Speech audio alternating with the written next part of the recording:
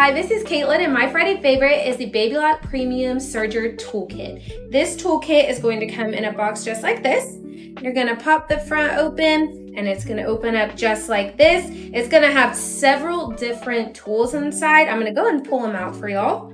I'm gonna have the double curved scissors like this. They're gonna be used to go down, trim your threads off your fabric, or if anything gets stuck in your machine, it will actually lay flat against it and then come up and trim.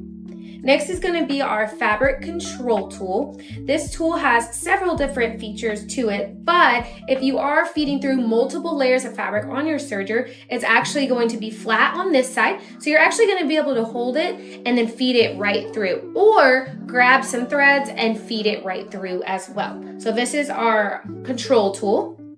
And then next we are going to have our seam ripper. This is actually a surgical seam ripper, so it's a little better for getting those tight threads out, and it is going to come with blades as well. You're going to remove this off the top and then put your surgical blade right in. Again, this is the Babylock Premium Serger Toolkit. It's going to come with everything you see here, and the code for 10% off from now until Sunday is going to be FAVE10.